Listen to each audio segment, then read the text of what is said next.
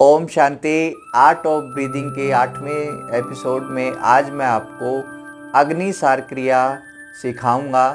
इसको कैसे किया जाता है, किन रोगों में इसको नहीं करना चाहिए और क्या क्या इसके लाभ हैं। अग्नि सार क्रिया हमारे शरीर में पाचन क्रिया को बढ़ाती है, ठीक करती है, मंदाग्नि दूर होती है, जठराग्नि को ये प्रज्वलित करती है। अधिकांश रोग पेट से संबंधित हैं। कमजोर पाचन, गैस कब्ज बनने की वजह से ही आज जो है diabetes, arthritis, sugar, constipation, piles, migraine, इस तरह के अनेक रोग पेट से जनित हैं। तो पेट को ठीक करने की ये क्रिया है। जिनको भी कब्ज रहती है, गैस्ट्रिक प्रॉब्लम है, बॉडी में हैवीनेस रहती है, पेट साफ नहीं होता है, तो उनके लिए बहुत ही ज़बरदस्त है। लास्ट तक देखिए, पूरा इसकी विधि सीखिए। इसमें क्या होता है, हमारे पाचन अंगों की मसाज होती है अग्निसार क्रिया में, क्योंकि इससे अपान और समान प्राण प्रभाव में आता है। अपान प्राण ये होता है शरीर से टॉक्सिन्स को बाहर निकालना, बड़ी सफाई का कार्य करती है। मल और मूत्र के द्वारा अपान वायु शरीर की शुद्धि करती है। अपान वायु नाभि से लेके हमारे पैर के अंगूठे तक के अंगों को संचालित करती है। दूसरा है समान प्राण, नाभि से लेके हृदय तक जो हमारा हार्ट चक्र है, उससे दोनों के बीच के भाग को समान प्राण कहा जाता है। समान प्राण का कार्य है शरीर में डाइजेस्टिव जूस का सिक्रेशन करना और शरीर में जो भी हमारे विटामिन्स है, न्यूट्रिएंट्स है, उनको शरीर के एक एक अंग को पहुंचाना, समान रूप में बांटना। तो दोनों ही प्राण इससे प्रभाव में आते हैं, जिससे हमारे शरीर के पाचन को, पाचन अंगों को, लीवर को, किडनी को, हमारे बड़ी आंत, छोटी आंत, निष्कासित अंग, रिप्रोडक्टिव ऑर्गन्स, सब पे बहुत अच्छा प्रभाव पड़ता है। इस क्रिया को किसको नहीं करना चाहिए, पहले ये देख लें कि किसको ये क्रिया बिल्कुल भी नहीं करनी चाहिए। ध्यान से सुन लें। जिनको भी हार्ट की प्रॉब्लम है, ब्लड प्रेशर हाई रहता है, हर्निया की शिकायत है, अल्सर है, या फिर हाल में ही कोई ऑपरेशन किया है, प्रेगनेंसी के दौरान भी इस क्रिया को नहीं करना चाहिए, क्योंकि प्रिकॉशन सबसे पहले आपको जाना बहुत जरूरी है। क्रिया के लाभ क्या क्या हैं।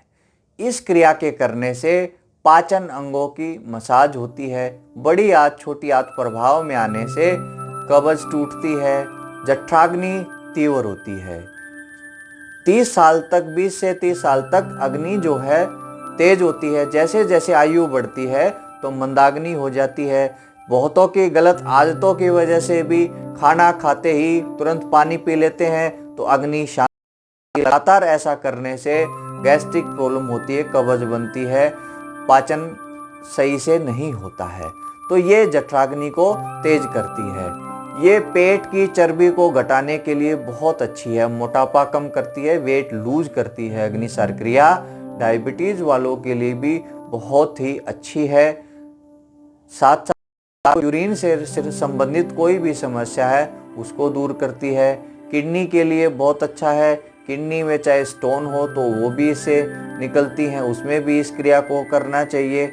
और इससे जो है हमारे प्राण जो प्रभाव में आता है, जिससे हमारे जो है शरीर का डिटॉक्सिफिकेशन होता है, शुद्धिकरण होता है। तो ये तो थे अग्निसार क्रिया के लाभ। इससे अब इस क्रिया को करना कैसे है, इस क्रिया को देखिए। किसी भी ध्यानात्मक आसन में, सुखासन, पद्मासन में आराम से बैठ जाएं। दोनों हाथ आप घुटनों पे रखिए, कमर रखिए, लंबा गहरा श्वास आपने भरना है और डबल फोर्स के साथ आपने श्वास को बाहर निकालना है। फिर बाह्य कुंभक में रुकना है आपने, और फिर अपने नाभि मूल को रीढ़ से लगाना है और ढीला छोड़ना है। आपने मैक्सिमम लगाना है और ढीला छोड़ना है। क्रिया को जल्दी जल्दी नहीं करना, क्रिया करना है, ज्यादा जोर नहीं लगाना है इस क्रिया के दौरान। तो देखिए अभी सीखते हैं इस क्रिया को कैसे। कमर गर्दन सीधा रखते हुए श्वास भरेंगे,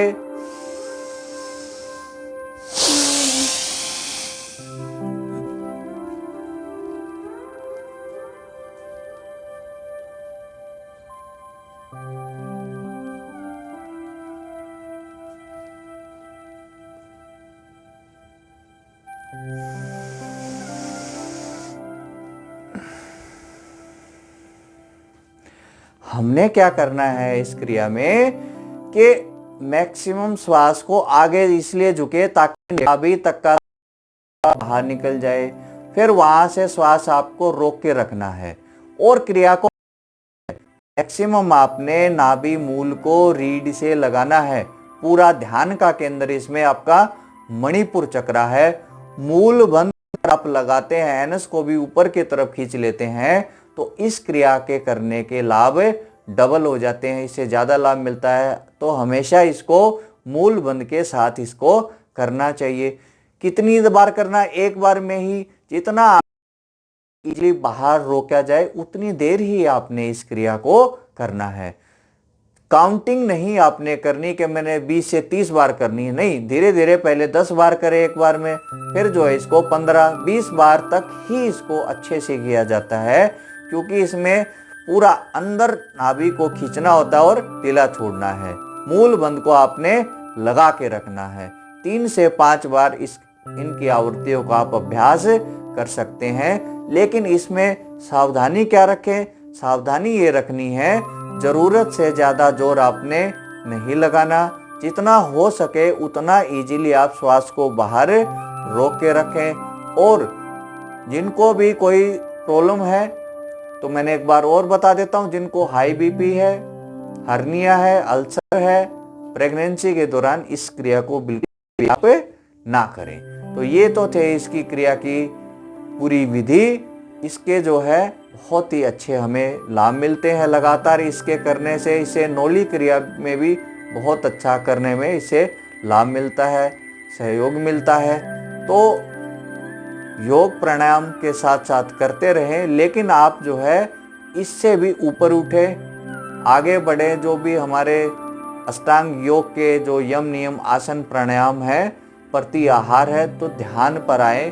वर्तमान समय जो है इसमें जो है हम सब जो भी योग टीचर हैं, योग गुरु हैं, उन सबको ये करना चाहिए कि सुबह शाम जो है पूरा 1-1, 2-2 घंटा ध्यान का अभ्यास करें। उसमें पूरे विश्व के अंदर सुख, शांति और आनंद के, प्यार के वाइब्रेशंस फैलाएं, ताकि जल्द से जल्द ये महामारी दूर हो जाए।